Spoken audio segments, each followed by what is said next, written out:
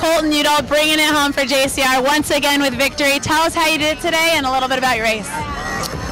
Well, we left here at 11 o'clock at night, and leaving Ensenada was insane. Like, the fog was so bad. I was going probably like 15 miles an hour on a lot of the parts of the course, like leaving Ojos and stuff.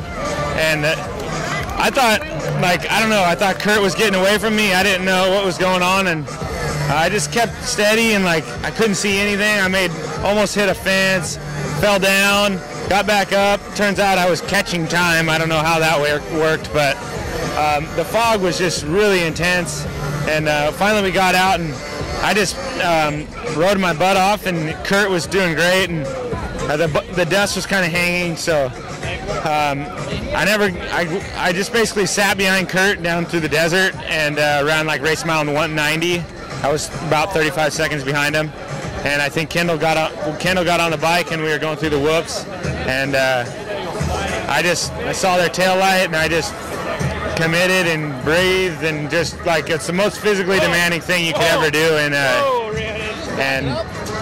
it's so gnarly. And I passed Kendall fifth gear wide open through 3-foot sand whoops, and I don't know, I guess like if you there should be footage of it, but there's not, and I don't know, it was cool. And then I ended up opening up a pretty good gap, I think 7 minutes, 10 seconds, and then Mark Samuels got on the bike, and I went to sleep, and I don't even really know. And KTM was like, they were pinning it today. They had a great race, and it's really unfortunate that they had issues, but so we were fighting them back and forth, and Como at one point had to open a gate, and Ivan went by him as he was opening the gate, and it was like the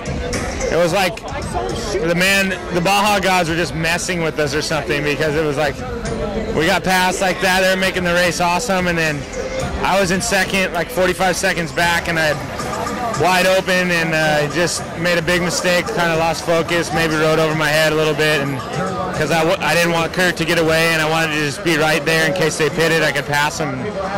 And I ended up sliding into a cattle guard that had a fence across the whole race course, and it was like just the open was on the right, and I slid into it, and just there was some concrete on it, and the front wheel just basically tacoed. It was, the bike would not roll at all, and so I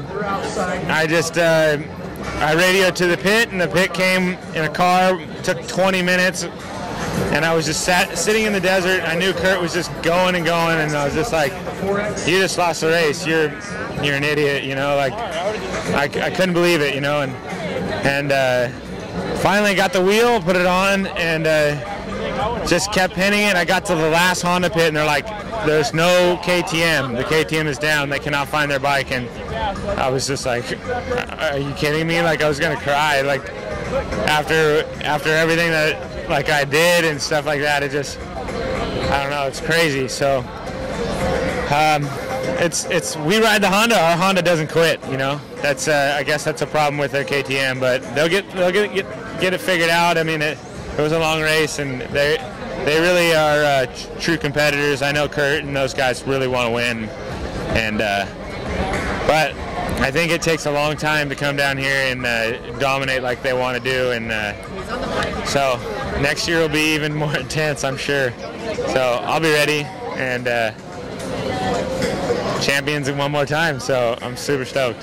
Well, congratulations to you and the entire JCR Honda team.